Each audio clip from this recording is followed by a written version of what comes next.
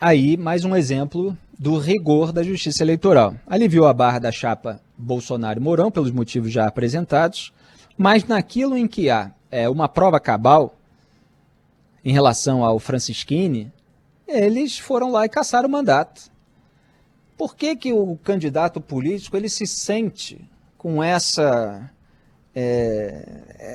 esse poder de dizer que uma fraude está comprovada, se ele nem sequer apurou nada, se ele não levou ao órgão competente para haver a apuração, se ele não aguardou a conclusão de uma investigação oficial?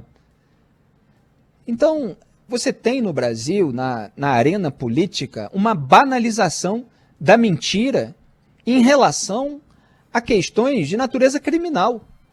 Quando o sujeito diz, está comprovado que a urna, quando você aperta um botão, aparece o nome do outro candidato, não daquele que você falou. O que você está acusando aí, que está comprovado isso, que aconteceu? Isso é uma fraude. E fraude tem autor. E quem é o responsável pelo processo eleitoral é a Justiça Eleitoral. Então você está acusando a Justiça Eleitoral de cometer um crime para beneficiar um candidato com base em quê? Quer dizer, como é que essa gente se sente assim, nessa tranquilidade enorme para fazer acusações criminais contra outras pessoas e tentar, obviamente, obter os dividendos políticos com isso?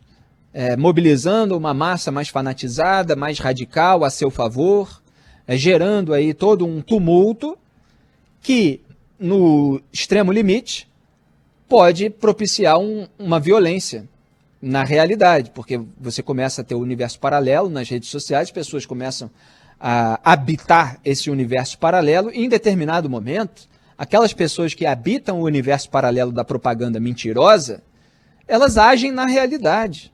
Eu escrevi vários artigos sobre isso, principalmente em relação ao episódio que aconteceu nos Estados Unidos, e é isso que a Justiça Eleitoral está tentando evitar no Brasil, com a invasão do Capitólio, em que ocorreram 5 mortes, porque um bando de fanático acreditou nas acusações de fraude, que eram reproduzidas e são até hoje, pela militância bolsonarista no Brasil, pela claque, inclusive, que está aí de microfone, com TV e tudo, chapa branca.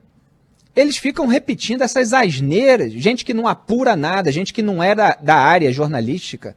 São essas subcelebridades a serviço de um projeto de poder.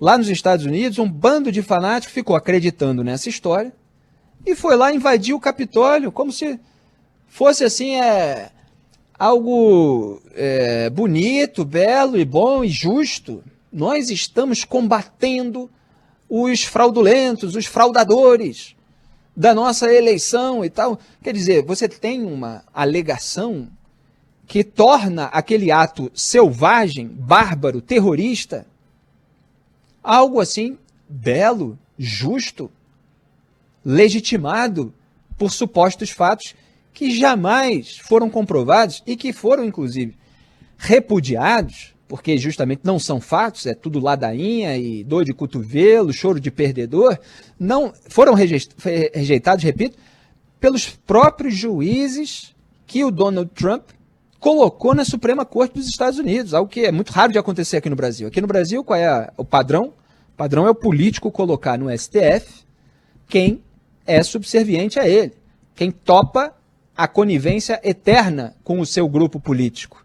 E aí, se o político tem algum processo, principalmente quando é criminal, vai lá o ministro que foi indicado pelo político e vota a favor do político. Jair Bolsonaro só quer botar gente assim no STF. Cássio Nunes Marques está lá demonstrando isso. Agora vem o André Mendonça se passar ou não. Lá nos Estados Unidos, não. O Trump precisou botar gente qualificada.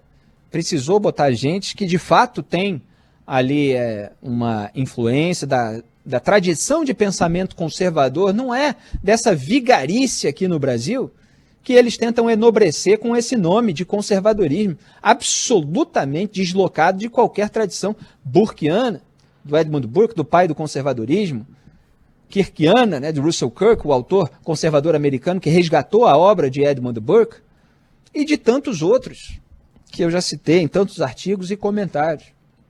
Então lá, os conservadores de verdade, que foram colocados na Suprema Corte e que têm responsabilidade sobre aquilo que dizem, sobre aquilo que fazem, sobre aquilo principalmente que decidem oficialmente e institucionalmente, eles rejeitaram a ação do Texas.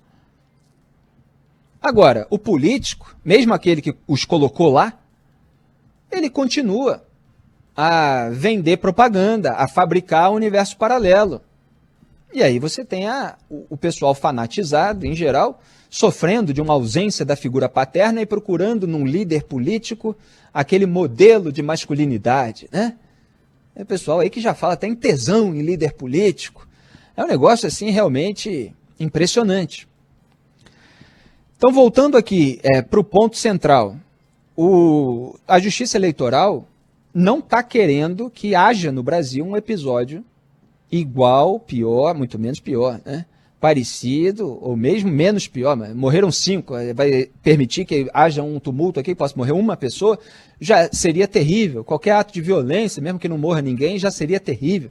Então se quer evitar esse tipo de balbúrdia e está tomando decisões mais rígidas, decisões mais severas.